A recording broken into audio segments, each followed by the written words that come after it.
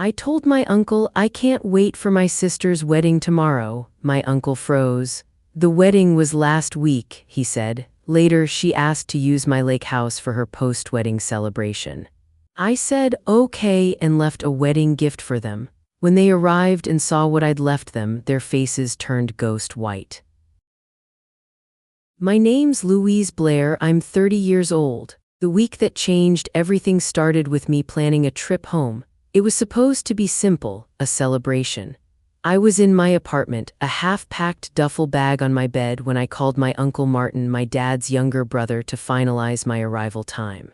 The sun was streaming through my window, catching the dust motes dancing in the air. I was happy. I'll probably get in around 7 on Friday, I told him, tucking the phone between my ear and shoulder as I sorted through a pile of clothes. That should leave plenty of time to get settled before the big day. I can't wait for Laura's wedding. The other end of the line went completely silent. It wasn't a bad connection kind of silence. It was a heavy, terrible void that sucked all the air out of the room. I stopped folding a shirt, my hands frozen in midair. I could hear his faint, panicked breathing. "Uncle Martin?" I asked, a knot of confusion tightening in my stomach. He stammered, his voice a low, horrified whisper. "Louise, the wedding was last week." The floor dropped out from under me. For a second I thought it was a joke, a really stupid, unfunny joke, but his tone was pure dread. He thought I knew. He thought I was making some kind of sarcastic comment. He quickly tried to backtrack, a flurry of nonsense about mixed-up dates and how he must have misunderstood something, but it was too late. The damage was done. The truth was out, raw and jagged and unbelievable. He had just casually mentioned that my own sister had gotten married without me. I hung up on my uncle without another word. The phone slipped from my hand and clattered onto the hardwood floor.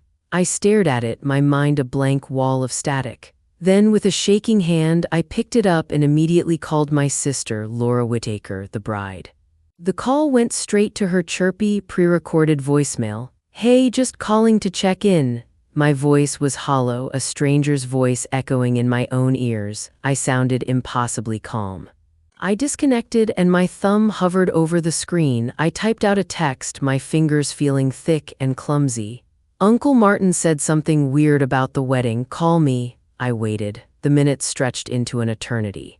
I paced my small living room, my heart hammering a frantic, painful rhythm against my ribs. An hour later, my phone buzzed. It wasn't Laura, it was a text from my mom. "Don't bother Laura on her honeymoon. We'll see you at the anniversary party on Saturday." It wasn't a denial, it wasn't an explanation. It was a command to be silent, to fall in line. Don't bother her, as if my entire existence was a bother. I unlocked my phone and went straight to social media, searching her name, her new husband's name, my parents' names. Nothing, no photos, no gushing announcements, no tagged guests. They had kept it completely quiet, a perfectly executed secret. This wasn't an oversight, this wasn't a mistake or a miscommunication, this was a deliberate erasure. They had carefully cut a Louise-shaped hole out of their perfect family picture. I sank onto my couch and my eyes landed on a framed photo on my bookshelf. The whole family, mom, dad, Laura, and me, all of us smiling on a beach vacation a few years ago. Our arms were around each other, heads tilted together. It felt like a prop from a stranger's life. I had to go to my parents' 40th anniversary party at the town boathouse. I couldn't not go. I had to see their faces, hear some version of the truth from their own mouths, even if it was a lie. I drove the 3 hours home on Saturday feeling like a ghost, the highway stretching out in front of me like a long gray sigh. The boathouse was crowded, filled with the familiar faces of extended family, old friends, my parents' business associates, and even a few of my own clients from the marketing work I did. The air was thick with the scent of lilies and catered food. Music played softly from hidden speakers. It was a picture of celebration, and I was the smudge in the corner. My mom cornered me by the catering table, her smile as tight as the pearls around her neck. "Let's not make a scene, Louise," she whispered, her fingers gripping my arm just a little too hard. Later, during the speeches, Laura took the microphone. Her new husband, Jason Whittaker, stood beside her, beaming his arm possessively around her waist.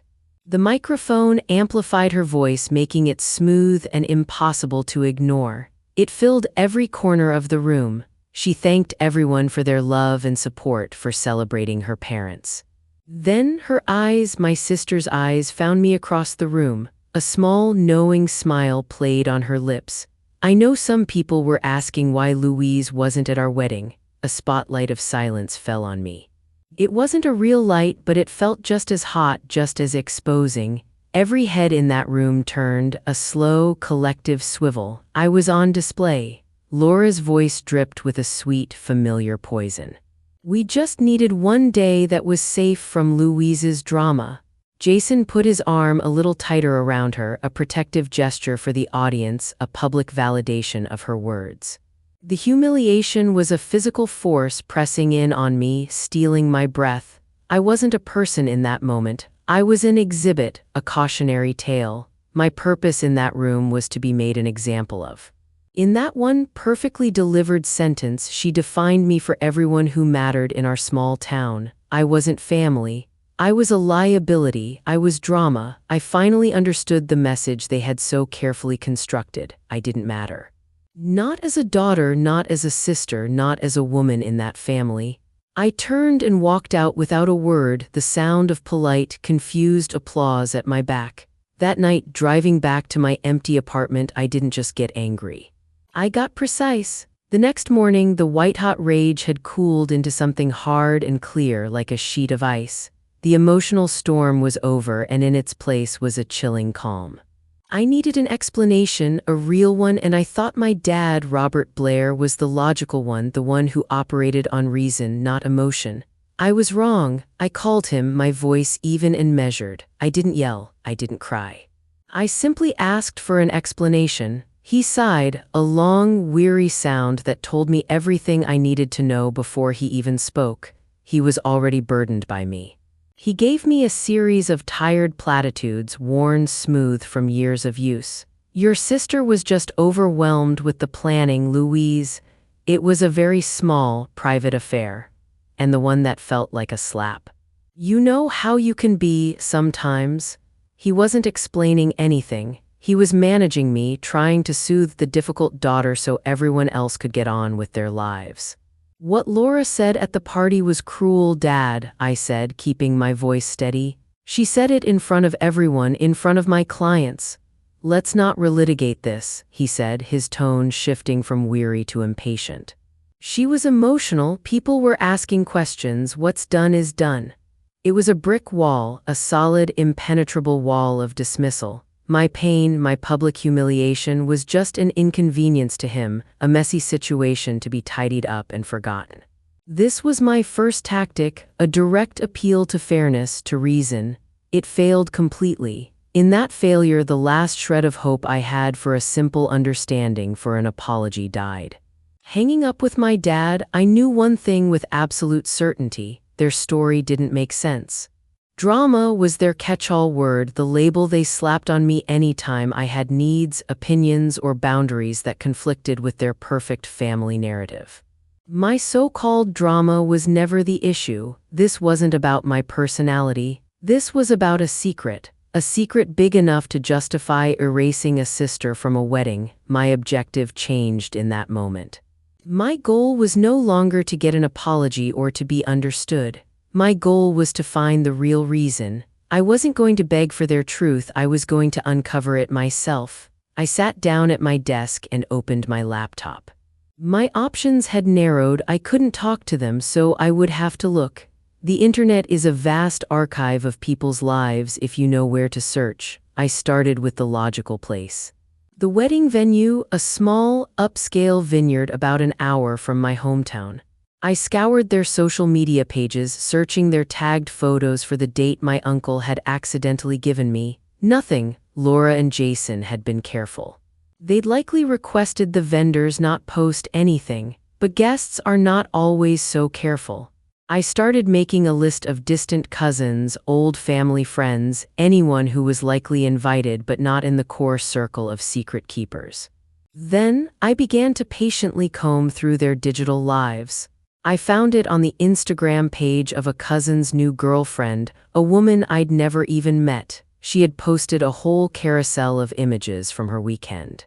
The fourth photo was a group shot taken on the vineyard's sun-drenched patio. My family was all there, smiling their bright, happy smiles. Laura in her elegant, simple dress, Jason in his perfectly tailored tux. My parents looking proud, and there in the background was a detail that made my breath catch in my throat.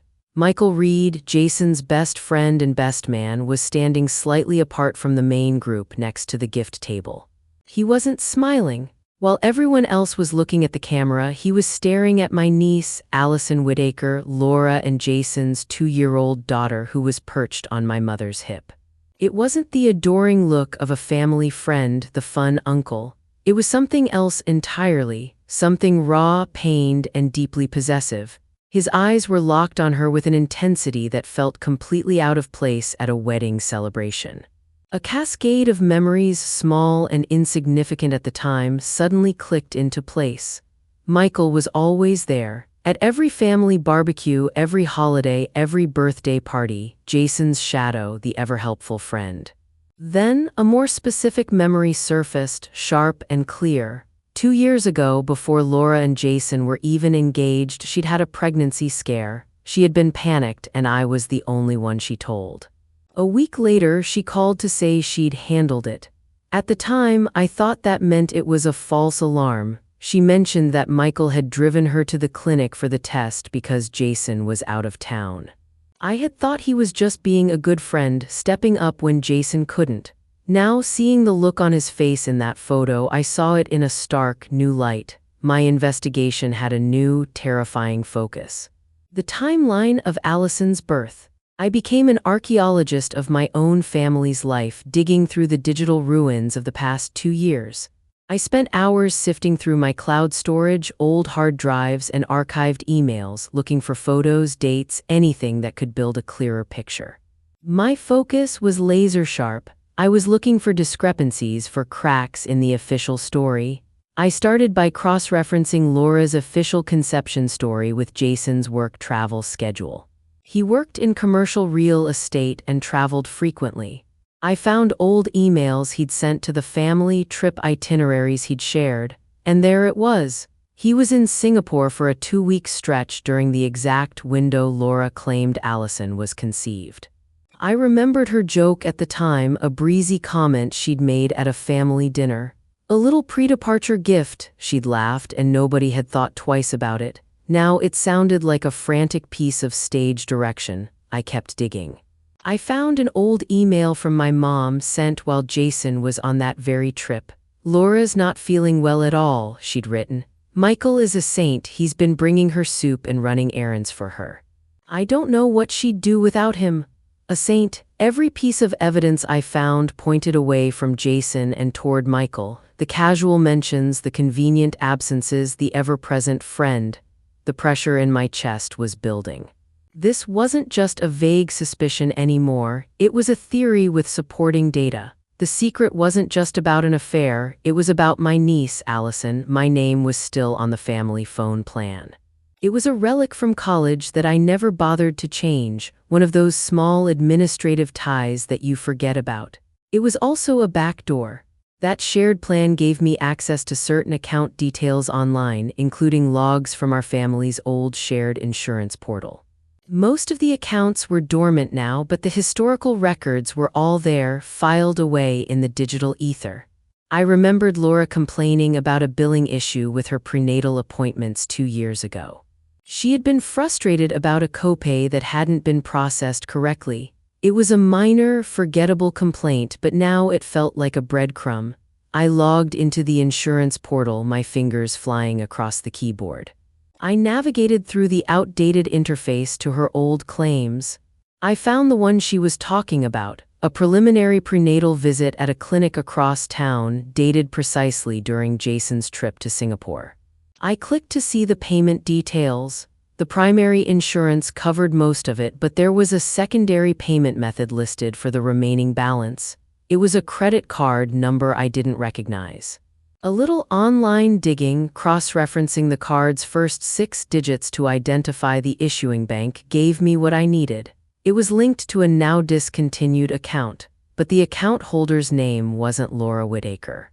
It wasn't Jason Whitaker, it was Michael Reed. He had paid for her first appointment. He had paid for the appointment that confirmed her pregnancy. The screen seemed to glow in the dark room. This was the moment the problem expanded. It wasn't a simple, messy affair. This was a conspiracy. My mom, her Michael is a saint, email, Laura and Michael himself, they were all in on it. They hadn't just lied, they had built a fortress of deception around this child. And I was the threat they had to neutralize. Uncovering the truth created a new, crushing vulnerability. I now held a piece of information that was a bomb. It could destroy multiple lives, shatter families, and indelibly scar a little girl who was completely innocent in all of this. The question loomed, heavy and suffocating. What was my end game? What was I going to do with this? The weight of it was immense. I couldn't sleep. I'd wake up in the middle of the night, my heart racing, the facts replaying in my mind.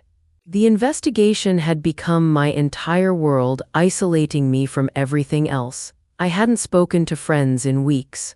I was living inside this toxic secret, and it was starting to poison me. The stakes had sharpened dramatically, from my own personal humiliation to the potential implosion of my entire family structure. I kept thinking about Allison, my 2-year-old niece, a bright, happy little girl who was the living, breathing center of this web of lies. That thought, instead of making me want to back down, made me more determined.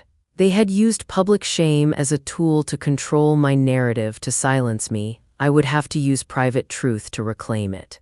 They had made my pain their spectacle. I would make their secret my evidence. But I needed more. I needed something undeniable. I needed something that couldn't be explained away as a misunderstanding or a clerical error. I needed proof. I needed Allison's DNA and a sample from Michael. The idea felt like a massive ethical breach, a line I never thought I'd cross. But they had crossed that line first when they decided my role in the family was disposable. I remembered my mom mentioning how Allison was a fussy eater but absolutely loved the organic juice pouches I always kept at my lake house. It was a small detail, but it was an opening. I picked up the phone and called my mom, forcing a bright, casual tone into my voice. "Hey, I know things have been really weird, but I'd love to see Allison. Can you bring her by the lake house this weekend? I miss her." There was a surprised silence, and then my mom, likely thinking I was trying to make amends and come crawling back into the fold, agreed. "That's very mature of you, Louise," she said, her voice filled with condescending approval. When they visited that Saturday, the air was thick with unspoken tension. I played with Allison, pushing her on the swing set, reading her a book. I acted like nothing was wrong. Then I went inside and got her the juice pouch. After she had happily slurped it down, I carefully took the pouch with its small plastic straw and, once they had left, sealed it in a Ziploc bag. Getting Michael's was harder. I had to create a plausible reason to see him alone. I sent him a message on social media, framing it as an olive branch. "Hey, no hard feelings about the wedding drama, water under the bridge, let's grab a beer and clear the air." He agreed almost immediately, likely tasked by Laura and Jason to gauge my state of mind and report back. We met at a noisy downtown bar. I made sure he drank from a beer bottle, not a glass. When he got up to use the restroom, my heart pounded as I casually wrapped my hand around the bottle, slid it off the table, and slipped it into my purse. It felt sordid and disgusting, but absolutely necessary. The next morning, I carefully packaged the juice straw and the beer bottle and sent them to a discreet paternity DNA lab I'd found online. The clock started ticking. The email from the lab arrived a week later. The subject line was clinical and blunt. "Your results are ready." My heart was hammering against my ribs so hard I felt it in my throat. This was it. The moment where suspicion either became fact or evaporated into paranoia. I clicked the link in the email and entered the case number and password I'd been assigned. A PDF document loaded slowly on the screen, each inch of the loading bar a new turn of the screw in my chest. I scrolled past the technical jargon, the charts of genetic markers, my eyes searching for the conclusion at the bottom of the page. And there it was in plain, unambiguous text. The alleged father, Michael Reed, cannot be excluded as the biological father of the child, Allison Whitaker. And below that, the final, devastating sentence, the probability of paternity is 999%. I read the sentence 5 times, then a 6th. The words didn't change. It wasn't a shock, not really. I had known what I would find. But seeing it there in black and white on official letterhead was like a physical blow. This was the first piece of hard, irrefutable proof. The satisfaction I thought I would feel wasn't there. There was no triumphant surge of vindication. There was just a cold, heavy certainty that settled deep in my bones. The path forward was now narrower and much, much steeper. I printed 3 copies, one for my records, one for what was to come, and one as a spare just in case. With the printed DNA results lying on my desk, any lingering fantasy of a tearful family reunion, of a heartfelt apology, evaporated like mist in the sun. There was no going back from this. I couldn't unknow it. To reveal this truth was to burn the entire structure of my family to the ground. Their marriage, my relationship with my parents, Michael's life, Jason's identity as a father, all of it would be reduced to ash. But the alternative to keep it secret was to accept the role they had assigned me. I would forever be the drama, the unstable sister, the convenient scapegoat for their lies. My silence would be my consent to their narrative. It would mean that their comfort was more important than the truth, that my erasure was a price worth paying for their fragile peace. I chose the fire. A strange sense of calm washed over me once the decision was made. The emotional turmoil of the past few weeks was replaced by a cold, clear strategic focus. My family operated on image and public perception above all else. The humiliation they had dealt me was public, performed for an audience, so the consequences for them would have to be public too. I was no longer a victim reacting to their story. I was the author of the final chapter. This wasn't just about hurting them anymore, it was about correcting the record, permanently. 2 days later, my phone rang. The caller ID flashed a name I hadn't expected to see, Laura. I let it ring 3 times before answering, composing myself. Her voice was sickeningly sweet, a tone she used when she wanted something. Lou, hi, I know things have been tense and I'm so sorry about that, but Jason and I have a huge favor to ask. I stayed silent, letting her talk, letting the absurdity of the moment wash over me. She explained that Jason was in the final stages of trying to secure funding for his big lakeshore redevelopment bid. It was the deal he'd been working on for years, the one that would supposedly make his career. He needed to host a celebratory party, a high-stakes networking event, for the last group of hesitant investors and a key councilwoman, Diane Keller, who held a crucial vote. "The boathouse is booked," she said, her voice laced with manufactured panic, "and all the other good venues are taken, and then we thought your lake house is just perfect. It's right on the water, it's so elegant, it would really sell the vision. They wanted to use my home, my sanctuary, the one place that was truly mine. They wanted to use it as a prop for their next generation of lies." It was the most audacious, tone-deaf, and breathtakingly arrogant request I had ever heard. And it was, without a doubt, the most perfect opportunity I could have ever imagined. The pieces clicked into place with startling clarity. They weren't just asking me for a venue, they were handing me the stage, the audience, and the microphone. The party, she said, needed to happen in 3 weeks. The ticking clock had started. "Of course," I said, my voice perfectly even, betraying none of the seismic shift that had just occurred within me. "I'd be happy to host, don't worry about a thing, let me handle everything. Consider it a late wedding gift." Laura was ecstatic, gushing with gratitude, telling me how much this meant to her, how she knew I'd eventually come around. She had no idea. I hung up the phone and a slow smile spread across my face. It wasn't a happy smile. It was the smile of a predator that had just watched its prey wander willingly into a perfectly set trap. My approach pivoted instantly. My revenge wouldn't be a quiet, private confrontation, it would be a perfectly orchestrated public event. They wanted to showcase their vision at my house. I would use it to showcase the truth, on my property, on my terms.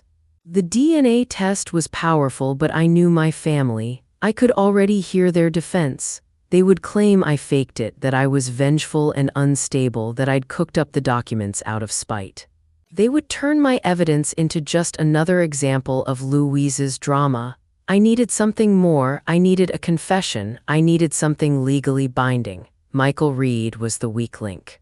He was living a lie on multiple fronts, not just to Jason but to his new fiancée, Emily Cross, a woman I knew casually from town. I did some research.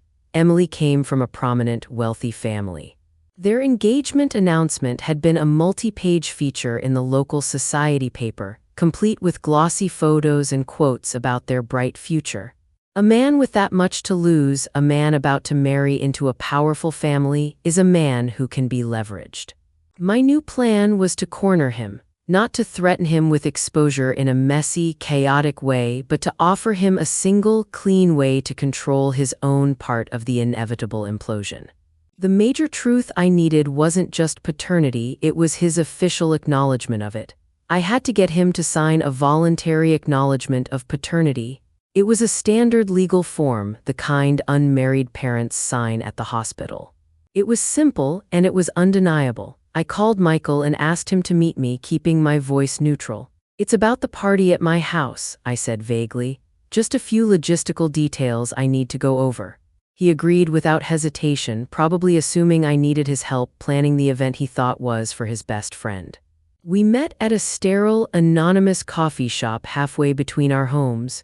The air smelled of burnt coffee and cleaning supplies. I didn't waste time with small talk. As soon as we sat down with our coffees, I slid a thin manila folder across the table. Inside was a single piece of paper, a pristine copy of the DNA test result. He opened it, his brow furrowed in confusion. I watched his eyes scan the page. The color drained from his face. He looked up at me, then back down at the paper as if he couldn't believe what he was seeing. He looked like he was going to be physically sick right there in the middle of the coffee shop. "How did you get this?" he whispered, his voice hoarse. His eyes darted around the room, suddenly terrified of who might be watching. "That doesn't matter," I said calmly, my voice low but firm. "What matters is that it's the truth. And the truth is about to have a very public debut at my lake house in 2 weeks in front of your fiancée, her parents, and all of Jason's investors." I let that sink in, watching him process the full scope of the disaster. The fear in his eyes turned to raw panic. He understood that his carefully constructed life was about to come to an end. "What do you want, Louise?" he finally asked, his voice shaking so badly he could barely form the words. He was looking at me like I was his executioner. "I want your signature," I said. I slid a second document across the table.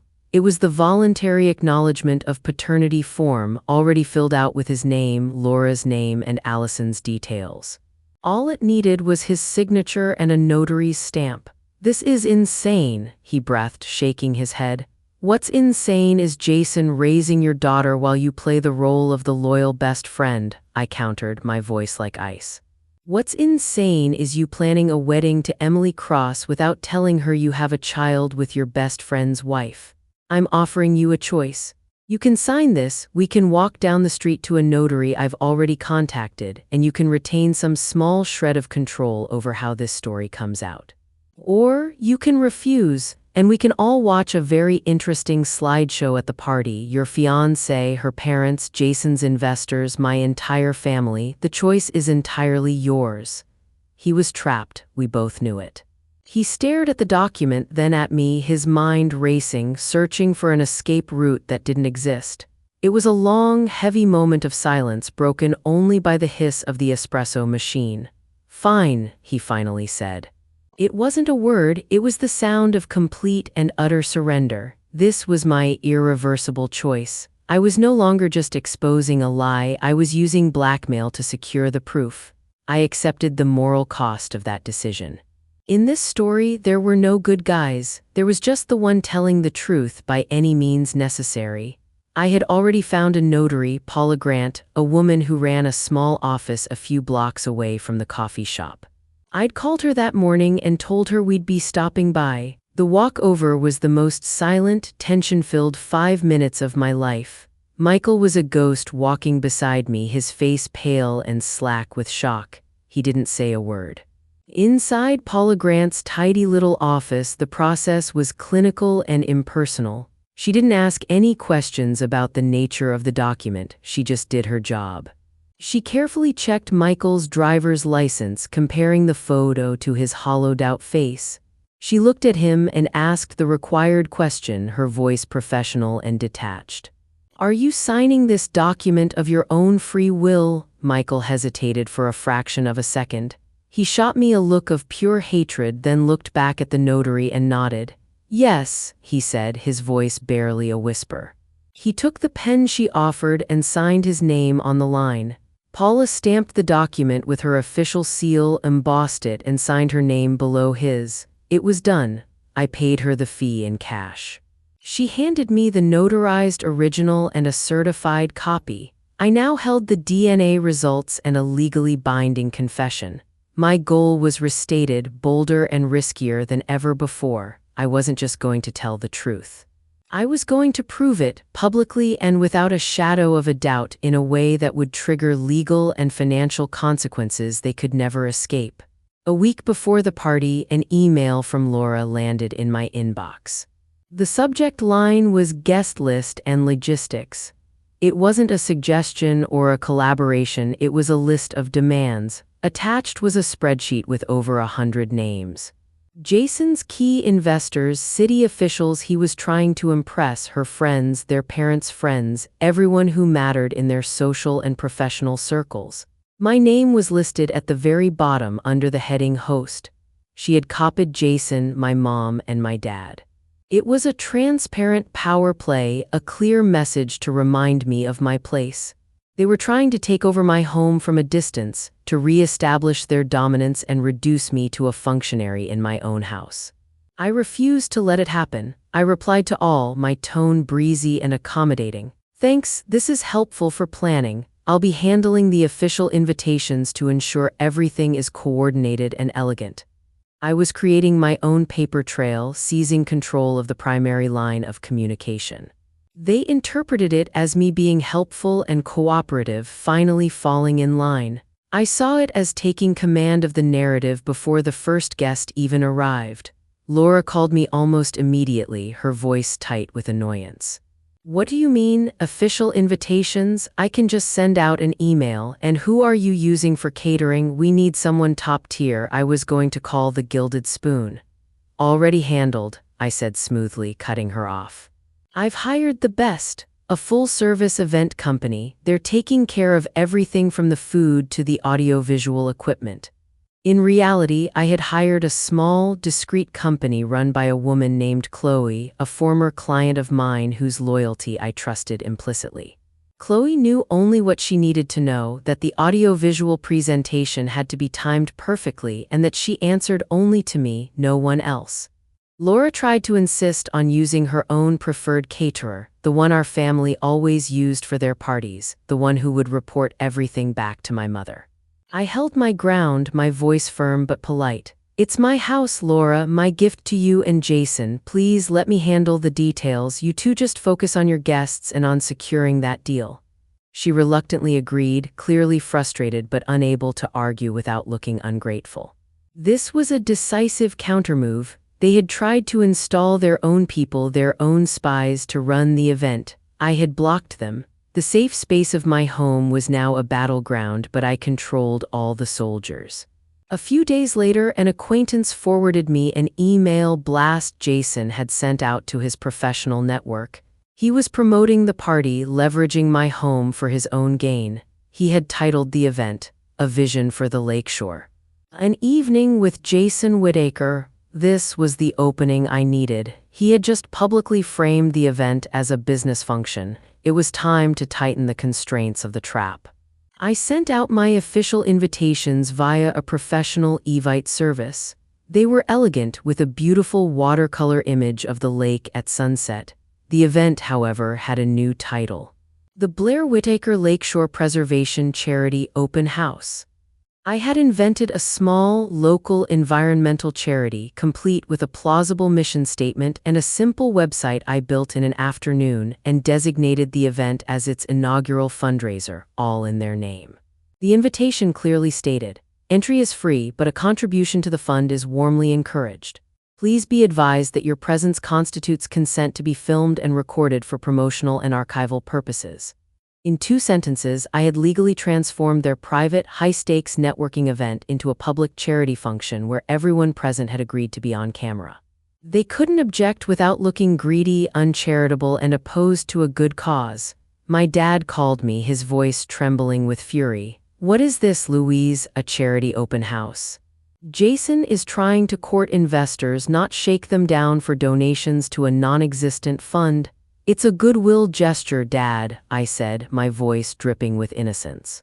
"It shows that Jason cares about the community he wants to redevelop. It makes him look like a leader, not just a businessman. Councilwoman Keller will absolutely love it." He sputtered, but had no real comeback. I had used their own obsession with public image as a weapon against them. He couldn't argue with the flawless logic of good PR. The final touch was the entry system. Every guest, no exceptions, would receive a wristband upon arrival. They were elegant little things made of dark blue silk, the kind you get at a luxury resort, but they served a very specific purpose. Printed on the inside in tiny silver letters was the recording consent clause once more, a final, binding agreement. Chloe's staff would be instructed to politely but firmly ensure that every single person entering my property was wearing one. The trap was now sophisticated, layered, and legally sound. They thought they were walking into a party to celebrate their success. They were walking into a deposition. A few days before the party, a new email slid into my inbox with the kind of polite subject line that makes your stomach twist. It was from Graham Porter, the lead investor in Jason's redevelopment bid. He had somehow gotten my official invite for the charity open house, and he wrote like a man who always double-checks the ground before he steps on it. "Hi Louise, appreciate the invitation. Can you share a bit more about the Lakeshore Preservation Fund for our records? Our company likes to match donations to community causes." His tone was warm, even friendly, but it wasn't small talk. He was taking my event seriously. He was treating my made-up charity like something he might put in a binder. I stared at the screen and felt a low click in my chest. He wasn't just coming to shake hands. He was coming to check boxes. That meant Jason had framed this event as a meaningful part of his work, not just a party. I typed a tight little mission statement, simple and clean. Goal: encourage native plants, shoreline cleanup days, and small grants for property owners to improve water quality. It sounded tidy and local and safe. I read it twice, made sure it gave him nothing else, then hit send. But his message planted a seed I couldn't ignore. If Graham cared enough to ask about a small charity, where else had Jason used the theme of family and community? I sat back and saw the pattern. Jason wasn't just using my house as a backdrop. He was using his family shape, Laura as the wife, Allison as the daughter, to prop up a local roots story in a room full of money. I needed to see the bid he had sent to the city, the real one.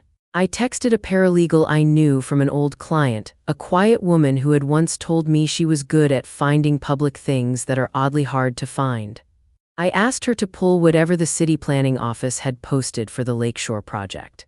I promised her a thank you dinner and my eternal loyalty. She sent me a thumbs up and a single sentence: "Give me 24 hours." The next afternoon, a file pinged on my screen with a note from her. "This is what I found in the public portal." The attachment was a 100-page document: maps, glossy renderings, long paragraphs about shoreline walkways and mixed-use buildings. It looked like a magazine for people who love clean drawings and bullet points. I made coffee I didn't want and planted myself at my kitchen table. I read the first 30 pages slowly, letting the smooth language wash over me. Then I started skimming, eyes hunting for anything that looked like community ties, local, family. I found it in a section halfway through, right after a paragraph about public access. There it was, laid out in friendly, confident words. Jason had claimed an extra preference because he was, in his words, a family operator with deep personal roots at the lake. He listed his wife, Laura Whitaker, and their dependent child as co-residents who spent significant time at the water. He talked about raising a child who would grow up running off a dock and counting dragonflies. He named Allison as his dependent in a short disclosure toward the back, like it was just a minor detail backing up a major truth. It was all so clean, so easy to swallow. I sat back and pressed my palms against my eyes until the stars came. He had used her. He had used a child he did not father to get more points on a bid worth millions. He had used Laura as a prop, their marriage as a prop, their daughter as a prop. The personal lie and the professional lie were the same lie, and it ran like a bright wire through every page. I read the section again. He made a big show of family-run stewardship and a child's right to inherit a clean lake. He'd built his pitch on a story, and that story was false at its core. My arms prickled. Graham's email made more sense now. He wasn't just being cautious, he was vetting the parts of the story that made the money feel safe. I saved the file, printed the crucial pages, and laid them on the table next to the DNA results and the notarized acknowledgement. The stack of paper looked ordinary. In a room full of people, it would look like nothing. On the right set of desks, it would look like a detonator. I didn't write anything fancy. I wasn't trying to sound smart or important. I sat at my laptop and wrote a short, direct letter to the city planning office and to Councilwoman Diane Keller. I said my name, my address, and why I was writing. I said I believed there was a serious problem with the Lakeshore bid. I didn't speculate about motives. I didn't throw extra words at the page. I listed what I had. Jason's own bid language about being a family operator, his use of Allison's name as a dependent, and proof that Allison's biological father was Michael Reed, not Jason. I attached clean copies of the DNA report and the signed, notarized acknowledgement of paternity as my exhibits. I kept it plain and slow, like laying bricks, one by one. I read it 3 times, smoothing each sentence until it was simple and straight. Then I addressed where it would go: the city ethics team, the planning office inbox, and the councilwoman. I made 5 printed packets, each one identical, each one clipped neatly with a white binder clip. I put them in manila envelopes and wrote their names in black ink, steady hand block letters. I also drafted an email to match each packet so nothing got lost, nothing got delayed on someone's desk because of a faulty mail slot. My finger rested above the schedule send button. I set the time to 8:00 p.m. on the night of the party. I pictured the dock, the screens, the lights reflecting off the water. I wanted the digital bell to ring while the truth was 10 feet tall. When I finished, I leaned back in my chair and looked at what I had built. A small stack of paper, a few scheduled emails. The whole thing felt fragile and huge at the same time. I slid the packets into a drawer and locked it. Then I marked a note in my phone: 8:00, watch for sent receipts. It buzzed against my palm like a heartbeat. This was the stretch of road where all the ice is black and thin. I sat in the dim light of my kitchen, the blue of my laptop screen washing over the table. I had just lined up a row of dominoes that would fall in one direction only.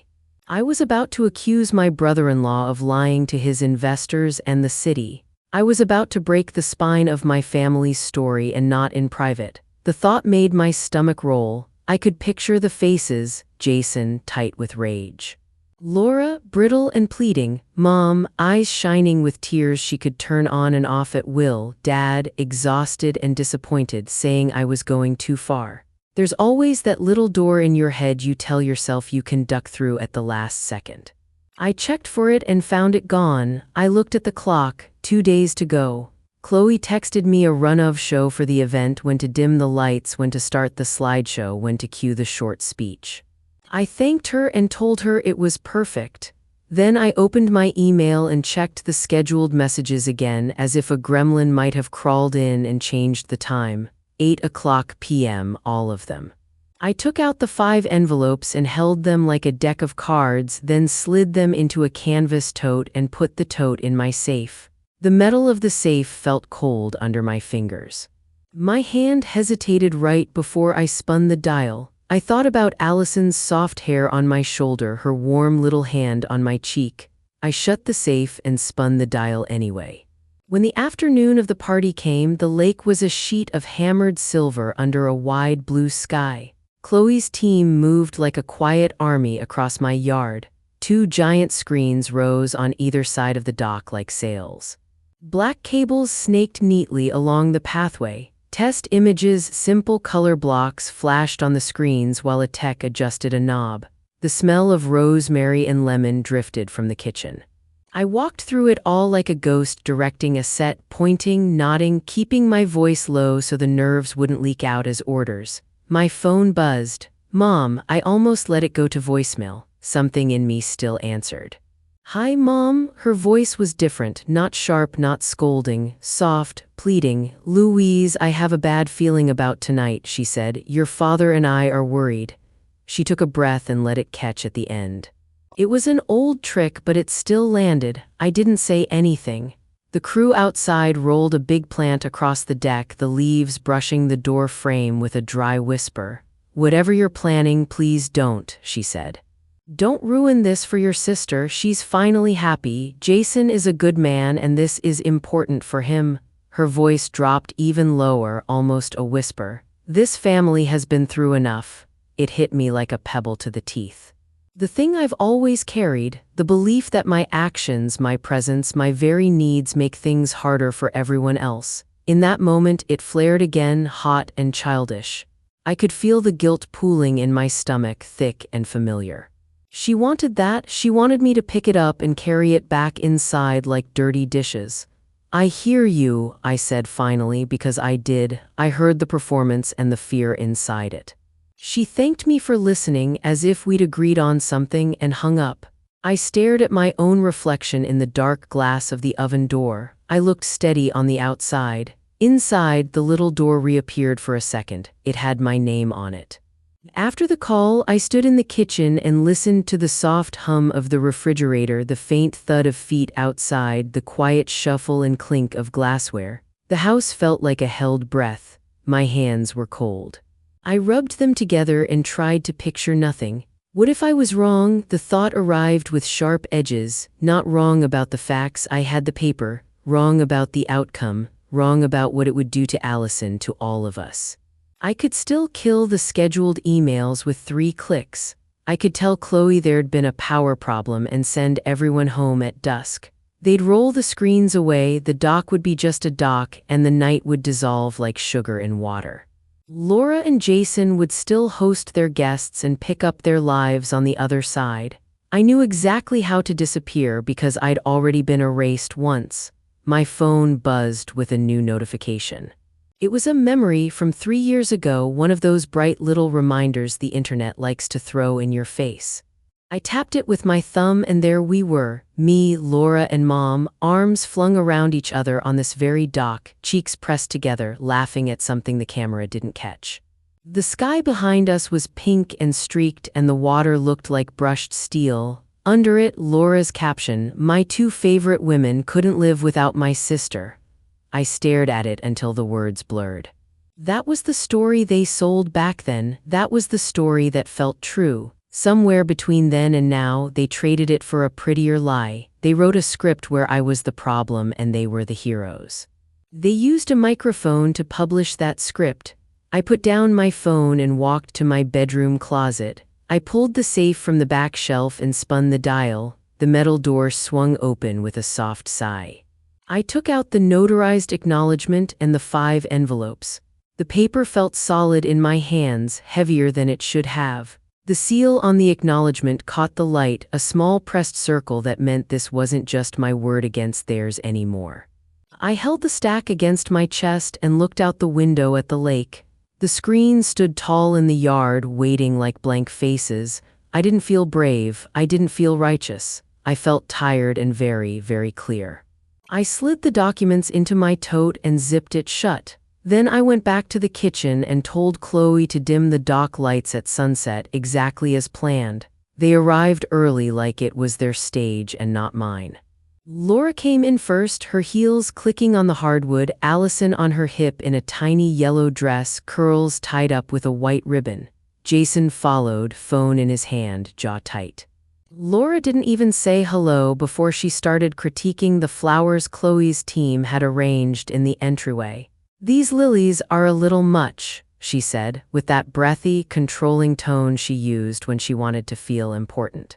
"Could we shift the blue hydrangeas closer to the—" "It's perfect," I said, easy and warm as if the air didn't hum with everything I knew. "I have a gift for you in the kitchen." I led them down the hall. The house smelled like lemon oil and rosemary, clean and bright. The late afternoon sun made a gold river across the island countertop. I'd cleared the space and left only one thing there, a simple silver frame. Inside it, side by side, a snapshot of Allison grinning at the lake and the printed DNA result. The number sat bold and calm like it was proud to be itself. Laura saw it first. She froze so suddenly the bag on her shoulder slid and thumped against the cabinet. Her hand flew to her mouth. The little sound that came out of her was part gasp, part animal. She put Allison down carefully like she was afraid she might drop her. Jason stepped up beside her and leaned in. His eyes ran across the lines once, twice, and then stopped. The color left his face. His mouth opened and nothing came out. "What is this?" he said finally, low like a hiss. He was trying to sound dangerous, but I could hear the quake under it. "It's the truth," I said. My voice was even and soft, almost kind. "The party starts in an hour. Your investors are on their way. You might want to go fix your smiles." Laura looked at me with pure panic. "Louise," she whispered, "please." Her fingers hovered over the frame like she wanted to take it and also knew it would burn her. I glanced down the hall where Chloe's people moved like a tide, setting glasses, straightening napkins. "If you walk out now," I said, "people will notice. If you stay, you can hear what I actually plan to say. Either way, the night has a schedule." Jason's eyes flicked to Allison. She was on the floor, tapping the toe of her little shoe against the cabinet, humming. He swallowed hard, then turned to Laura. "We're not leaving," he said, as much to himself as to her. He straightened, forced his face into that public version of himself, and pocketed his phone. Laura looked at me one more time, all tremble and ruin, and then pasted on a smile that made my teeth hurt. The trap clicked closed without a sound. Guests began to arrive like a tide, first in a trickle, then a steady flow. The driveway filled with quiet conversation and the soft slam of car doors. Chloe's staff stood at a tall table near the front path, checking names and slipping those smooth blue wristbands onto bare wrists. People admired the lake view as if it proved something about them. The sky went soft and pink at the edges, and the water picked up the light like a mirror. I stayed near the entry in a simple black dress, greeting and guiding and letting people congratulate me on such a generous idea for the open house.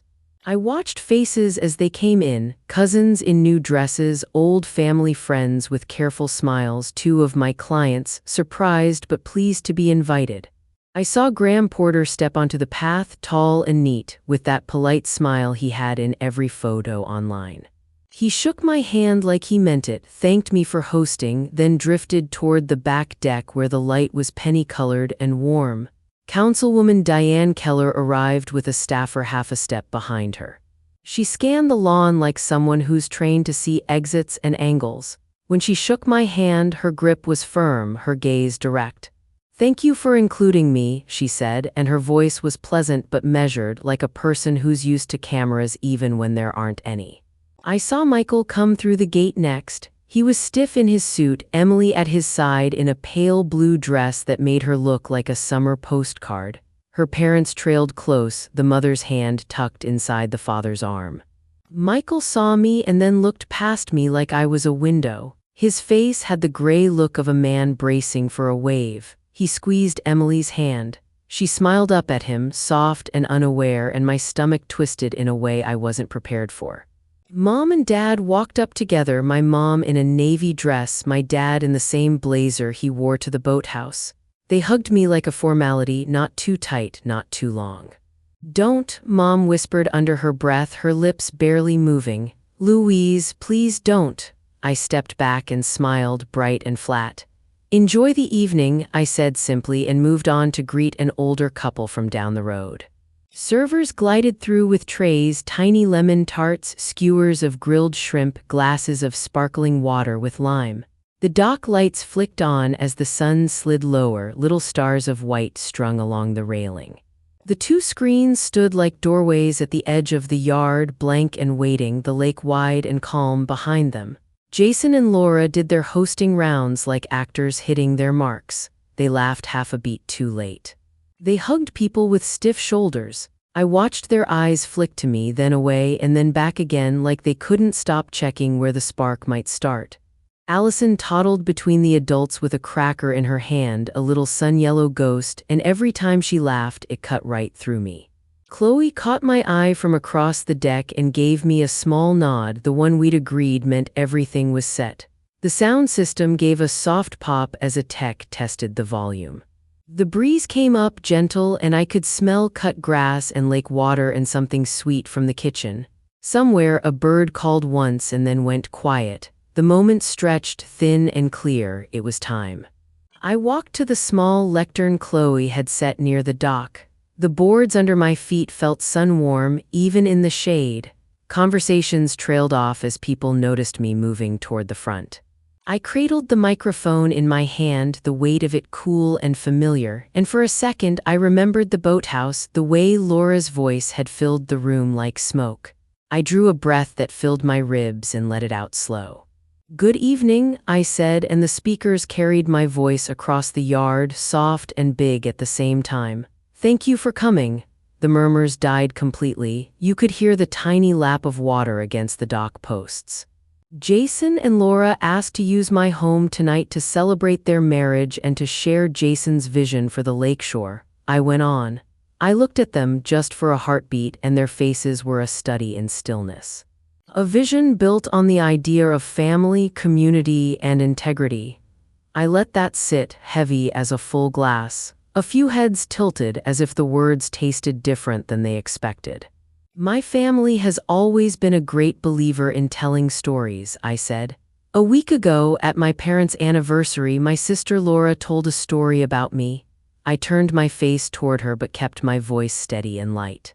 "Many of you heard it. She said they needed one day that was safe from my drama." A small ripple moved through the crowd, restless. Laura's face shivered but held. "Tonight," I said, "I'd like to correct the record." I could feel my heart beating in my mouth, but my voice didn't shake. I didn't try to explain my pain. I didn't list old fights or their excuses. I kept it clean. I saw Mom's hand find Dad's sleeve and hold on. I saw Graham's focus sharpen like a camera lens. I saw Councilwoman Keller shift her weight and square herself toward me, all attention. I nodded toward Chloe, who stood by the control table with her finger over the keyboard. "Roll the presentation," I said into the mic. The screens blinked to life. There was no soundtrack, only the gentle hum of the speakers and the soft breeze tugging at the edges of the white screen fabric. The first slide was simple. A date in the top corner and a photo of a boarding pass, Jason's name, the city he'd flown to, the week circled by a red box. The next slide was a quiet framing of time. The same week, in a photo of a positive test result on a clinic paper, the dates lined up. No arrows, no big fonts, just calm facts. The room, my yard, my dock stilled. The only sounds were a stray glass clinking and a child's soft laugh that made 3 people flinch as if they'd bumped a bruise. The slides turned, one after the other, steady as a heartbeat. A screenshot of an appointment confirmation. A simple image of a credit card receipt with a name that wasn't Jason's, Michael Reed. It sat there, plain as a driveway in daylight, long enough for people to read without feeling rushed. I heard Emily's mother whisper something to her husband. The word Michael floated and fell. I didn't speak. I let the paper talk. The next slide showed the lab report, the lines and markers I had stared at until my eyes burned. Then the sentence that mattered, blown up just enough to be read from the back lawn. The probability of paternity is 999%. I watched the numbers land on faces like cold water. Emily's face lost its color all at once, the way milk goes into coffee and disappears. She brought her fingers to her mouth as if she could hold the sounds in. A murmur rose, not loud, but everywhere. People looked at Michael as if they were just now seeing him as he was, not as the man he'd been playing. He stared at the grass, at the cracks in the dock, at any place that wasn't the people he'd promised things to.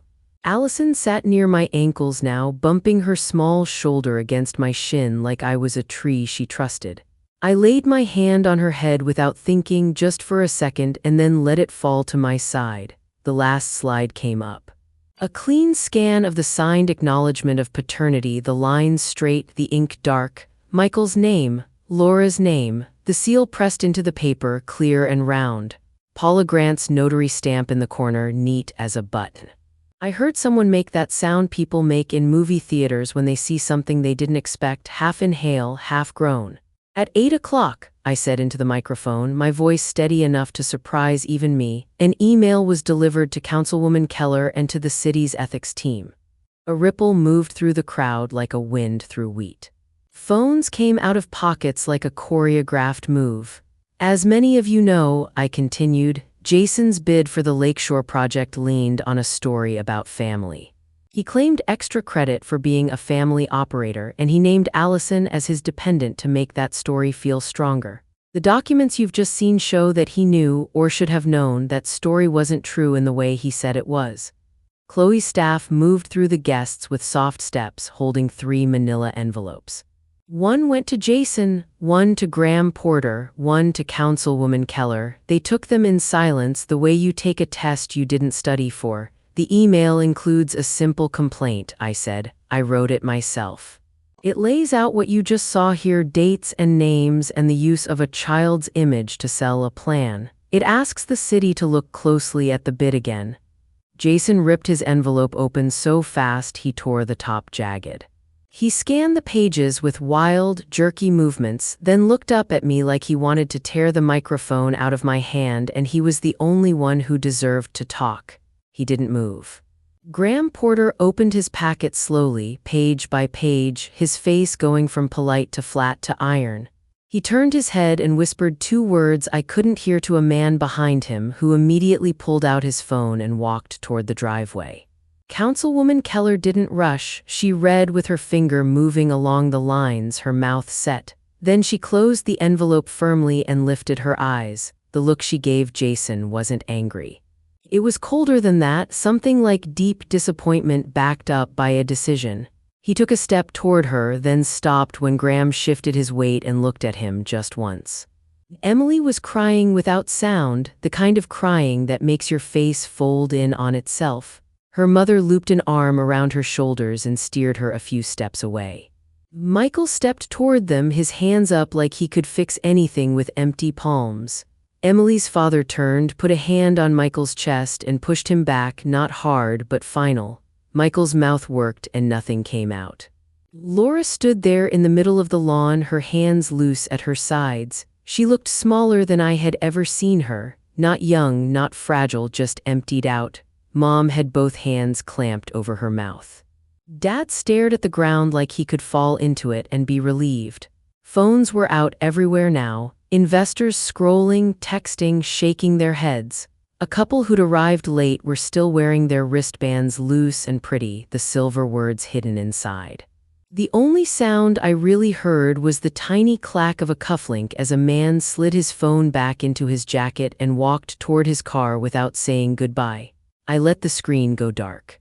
The lake behind it was suddenly brighter, like the story had moved out of the way and the real thing was sitting there, wide and steady and not caring who claimed it.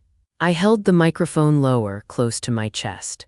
That's all, I said, quiet. Thank you for listening. I looked at Laura. For a heartbeat, it was just the 2 of us again on a dock from a long time ago, before any of this. Then the present clamped back down. Her eyes were glassy, and in them I saw the moment she understood that the room, the audience she had once used to bowl me over, had turned and faced her. Her story had cracked. Mine had landed. I set the microphone on the lectern like a glass I didn't want to drop, and the yard filled with the soft, heavy sounds of endings, chairs scraping, someone clearing their throat, the water licking at the posts like a clock. The first move after the screens went dark wasn't shouting. It was retreat.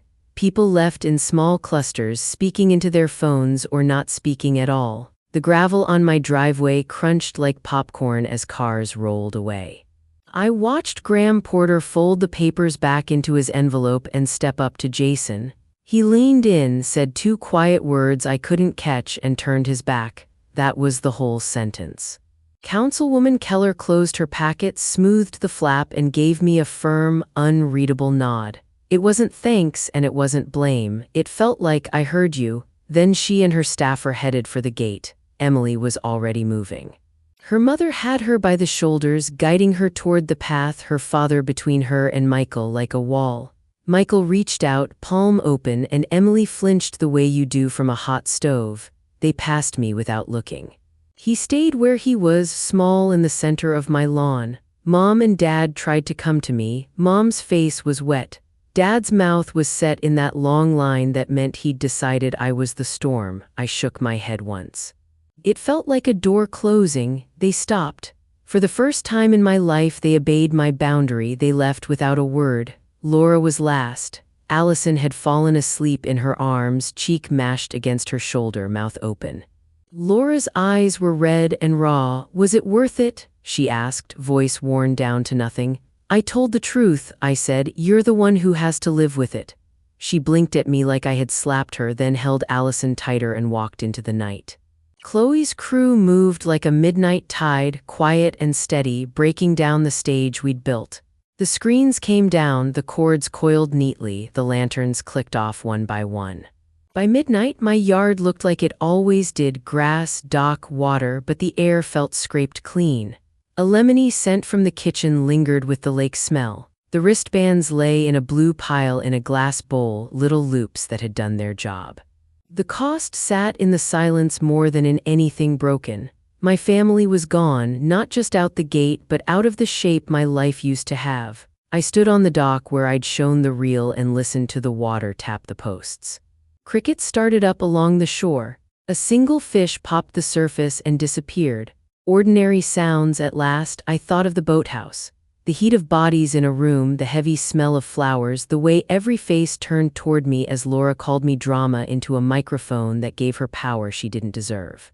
I had left that room small and choking. Tonight I was centered on open water, my voice carried by the same kind of metal and wire, but the story was mine.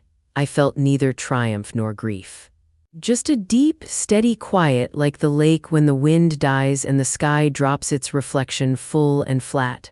The dock boards were cool under my bare feet. Somewhere behind me, Chloe closed my back door softly. The stars showed up in the black water like pinholes, far and steady. I stood there a long time, not moving until my breath matched the water's rhythm. It wasn't happiness. It wasn't sadness. It was that stillness that comes after a hard storm when you can finally hear your own heartbeat. I was alone on my own property, and the night didn't press in. It opened. My family used public shame to silence me, so I answered with public truth. If you've ever had to fight to reclaim your story, tell me about it in the comments.